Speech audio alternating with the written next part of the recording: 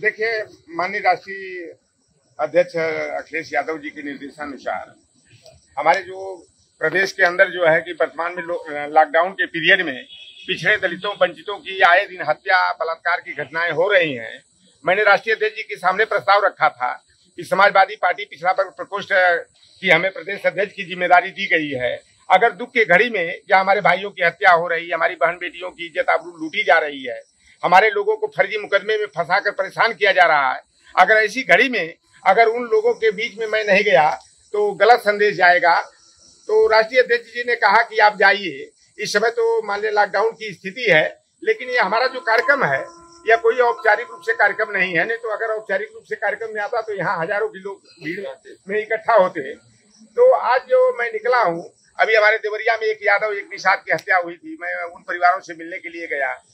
हमारे 2 निषादों की हत्या जो है कि गोरखपुर में हुई थी, उस परिवारों से मिलकर के मैं फैजाबाद जा रहा था। लेकिन हमारे केडी यादव भाई हमारे बड़े भाई हैं और बड़े जिम्मेदार हमारे साथी हैं, श्याम जी विश्वकर्मा जी हैं। इनको मैं पिछड़ा वर्ग प्रकोष्ठ का जो है कि गोरखपुर और बस्ती मंडल का क्षेत्रीय सह प्रभारी बनाया हूँ। तो हमारे भाइयों को जब जानकारी हुई सोशल मीडिया के माध्यम से, आप लोगों के माध्यम से, तो इन लोगों ने कहा कि भाई इधर से जाइएगा तो हम लोगों से मिलते जाइएगा। और हमें जो जिम्मेदारी दी गई है समाजवादी पार्टी पिछड़ा वर्ग प्रकोष्ठ की, तो हमारा ये कर्तव्य बनता है कि जो गैर यादव पिछड़ी जातियां थी, जो भाजपा के छलकपट झूठ फरेब और जुमलेबाजी की राजनीति में आकर के जो यादव हमारा नायक हुआ करता था, उस यादव बिरादरी को खलनायक मान करके सारी जातियां यादव के विरुद्ध में एकजुट होकर भाजपा के साथ चली गई थी। हमारा ये प्रयास है कि जितनी भी गैर यादव जातियां हैं, मैं अपने क्रियाकलापों से, अपने कार्यक्रम के माध्यम से सामाजिक न्याय और लोकतंत्र की बुनियाद को मजबूत करने के लिए लोहार कुहार सुनार हो, तेली तमोली बरई बारी नाई धोबी गुजरा कसाई फकीर जुलाहा गद्दी हो, चाहे मल्लाह केवट कुर्मी काची हो लोधी हो, हम सबको जो है भाजपा की जो रीत नीति पिछड़ा दलित अकलियत वंचित समाज के विरोध में है, जो हमारे आरक्षण पर इस लॉकडाउन के पीरियड में कुठाराघात जो है प्रत्यक्ष और परोक्ष रूप से किया जा रहा है, हमारे लोगों को फर्जी मुकदमे में फंसाकर उनका उत्पीड़न किया जा रहा है। तो इन सारी बातों को बता करके मैं अति पिछड़े वर्ग के लोगों को समाजवादी पार्टी के साथ जोड़ करके 2022 में हम लोग अखिलेश यादव जी के नेतृत्व में 350 प्लस की सरकार बनाने के लिए संकल्पित है। और जो हमारा कुर्मी भाई, हमारा निषाद भाई हो, चाहे हमारा मौर्य कुशवाहा भाई हो, चाहे पटेल और विश्वकर्मा हो, जब यादव की हत्या होती थी, हम 23 मई 2019 को पहली घटना हुई थी। हमारे गाजीपुर में जिला पंचायत सदस्य विजय यादव की हत्या हुई और लगातार हमारे 476 यादवों की हत्या की गई। तो हमारे गैर यादव पिछड़ी जातियां बड़ा प्रसन्न होती थी कि अब यादव का होश ठिकाने में आ रहा है। लेकिन जब यादव को एक किनारे लगा दिए तो निषादों की हत्या हो रही है, कुर्मी पटेल की हत्या हो रही है, कुशवाहा की आए दिन हत्या हो रही है, विश्वकर्मा प्रजापति की हत्या हो रही है।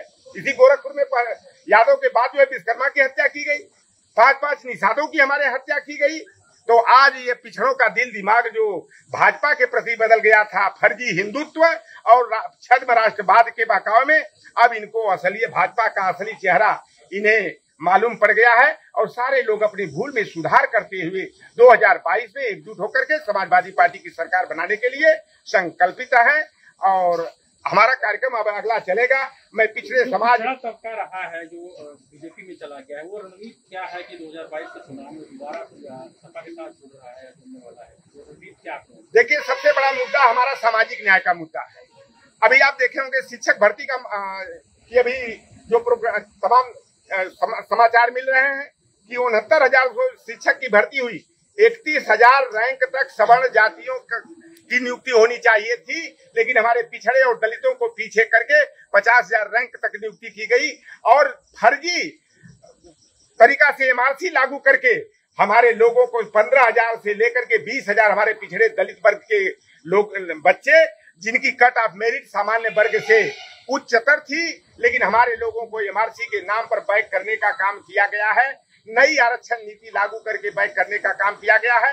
अभी कोलेजियम सिस्टम के माध्यम से देख रहे हैं कि न्यायपालिका में उच्च न्यायपालिका के न्यायाधीशों के चयन की प्रक्रिया चल रही है। हम लोग अपने पिछड़े वर्ग को एकजुट होकर के हमारी यह मांग होगी कि उच्च न्यायपालिका में कोलेजियम सिस्टम के माध्यम से नहीं, बल्कि राष्ट्रीय न्यायिक सेवा आयोग के माध्यम से जजों का चयन होना चाहिए। कोलेजियम सिस्टम से भाई भतीजा वाद बढ़ता है। 336 पद बीडीओ का और 150 पद जो है ईओ का निकला है, जिसको की प्रतिनियुक्ति के माध्यम से गलत तरीका अपना करके या भर्ती करके जो है हमारे पिछड़े और दलितों की हकमारी करने का षड्यंत्र उत्तर प्रदेश सरकार कर रही है। उसके खिलाफ हम लोग आंदोलन करेंगे। राष्ट्रीय पिछड़ा वर्ग आयोग के यहाँ मैं शिकायत करके उस पर सरकार को तलब कराया है। जिन अधिकारियों ने इस तरह की वैकेंसी निकाला है वह तलब किए गए हैं राष्ट्रीय पिछड़ा वर्ग आयोग के माध्यम से। कोई भी अन्याय होगा उसे समाजवादी पार्टी के लोग सामाजिक न्याय को जिंदा करने के लिए, लोकतंत्र को बचाने के लिए पीछे नहीं हटेंगे। तमाम ऑल इंडिया मेडिकल कोटा की जो 7,981 सीटें थी, हमारे ओबीसी के लोगों को एक सीट भी नहीं दी गई है, हमें शून्य पर आउट कर दिया गया है। तो ये सब सारे भाजपा की जो हकमारी की रणनीति चल रही है, अब भाजपा की असलियत को हमारा पिछड़ा, अति पिछड़ा, दलित और माइनॉरिटी के लोग अच्छी तरह से समझ गए हैं। अब सबका साथ, सबका विकास, सबका विश्वास भाजपा नारा देती है। 11.48% आबादी हमारे यादव समाज की है और गिरीश चंद्र यादव जो है जौनपुर से विधायक हैं, उन्हें हम तो सुपर चपरासी मंत्री कहते हैं, सुपर चपरासी मंत्री, क्योंकि राज्य मंत्री का दर्जा दिया गया है। तीसरी बार विधायक बने रुद्रपुर देवरिया से। पार्टी के वफादार, भाजपा के वफादार सिपाही बनने वाले जयप्रकाश निषाद को राज्य मंत्री बनाया गया। निषाद समाज की जातियां जो मल्ला, केवटबिंद, धीवर, कहार, गुड़िया, तुरहा, बाथम, माझी, रायकवार के नाम से, चाहे पियर के नाम से जानी जाती है, जिनकी आबादी 12.91% है। जयप्रकाश निषाद को सुपर चपरासी प्यून मिनिस्टर बनाया गया है। बासी बिरादरी की बड़ी आबादी होती है 3.87%। की जीत का मंत्र क्या होगा? हमारा है कि सामाजिक न्याय जो माननीय मुलायम सिंह यादव जी और लालू प्रसाद यादव जी के माध्यम से मंडल कमीशन के तहत हमारे पिछड़े वर्ग के लोगों को 27% नौकरियों में आरक्षण मिला और पंचायती राज अधिनियम और नगर निकाय अधिनियम के माध्यम से माननीय नेता मुलायम सिंह यादव जी ने हमारे गरीब गुरबा के समाज के बेटे लोहार, कुआर, सुनार, तेली, तमोली, बरई, बारी, नाई, धोबी, गुर्जा, कसाई के बेटे को प्रधान ही नहीं बनाया, जिला पंचायत का अध्यक्ष, ब्लॉक प्रमुख बनाया।